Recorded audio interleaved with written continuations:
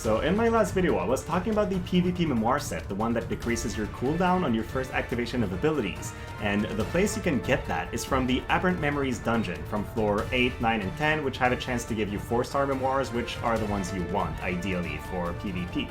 I am clearing floor 10 in Odo without the need to touch the screen at any point, which I find is necessary to farm, because you're going to farm a ton of it, so if you can't just let your phone on the side and let it farm, you will have a hard time getting these memoirs. So that's my squad, and I found that running a healer was my best way to reliably clear that. The reason is the boss eventually unleashes wave over wave of attack, and if you're not at full HP when that happens, you're done. So you need some form of healing to make sure that you'll meet that criteria. Now here's my team. They're not maxed out. I'm running attack up memoirs and HP up memoirs. It's a bit of a weird setup, but it's really tailored towards surviving more than doing damage quickly.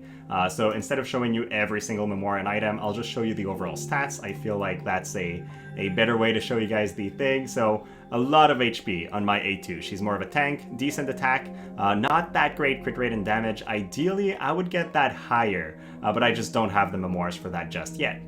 Then if you look at To Be, she's got a really bad crit rate and crit damage, but okay HP, okay attack. She's definitely not at the level that my A2 has.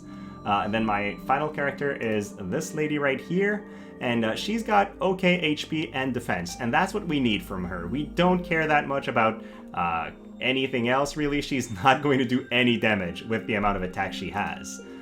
So that's the squad. I'll just start it and let it go, and then you guys can get a general idea and I guess a proof that this setup actually works.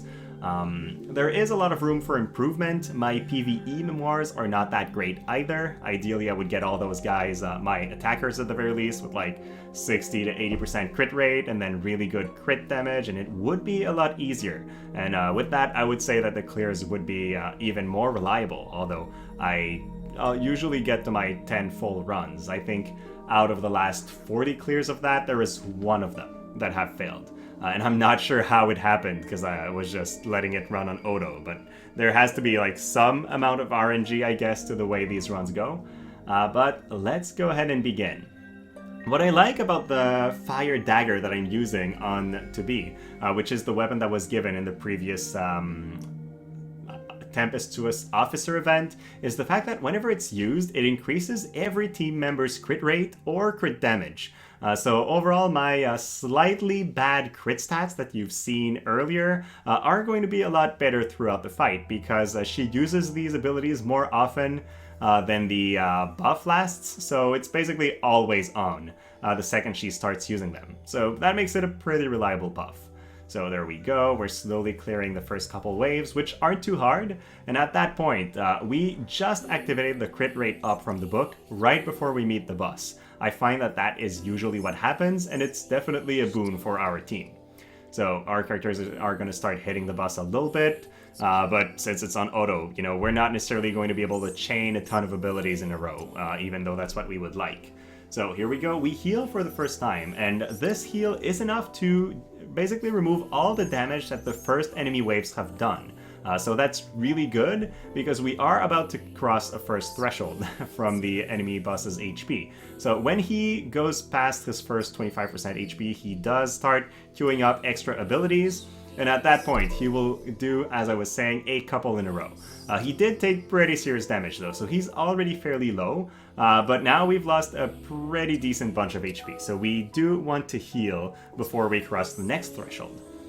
Fortunately, the healer almost has her character ability up, and it will be enough to bring everybody back to full life, unless I am very surprised. So I guess we'll see that in a second right there, but it is almost 40% of my character's max HP, so I feel like we'll be good, and then that means we will be full HP when we cross the next threshold, which is kind of necessary.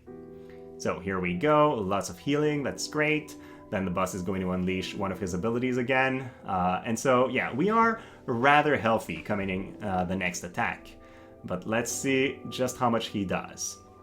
So we start the next combo. We're going to go past the last 25% HP for sure there. And then ideally he doesn't die right there. But you can tell that he has begun stacking up a bunch of attacks. Okay, doesn't get the chance to unleash them. Well, even if he were to unleash them at that point, we are full HP, so we are not going to go down. But that was the clear, guys. So that was it. There's a lot of weapons that heal, not only staves. There's a gun that does it, a spear that does it, a sword that does it. So you can just browse through your equipment and try to find those. And then in terms of characters, I'm using the 4-star version because I was lucky enough to pull her. But even if you run the 2-star free version, you will have access to a heal that's just about as powerful. So it will be enough to protect you throughout that run. So that was it. Thank you so much for watching, and I'll see you next time.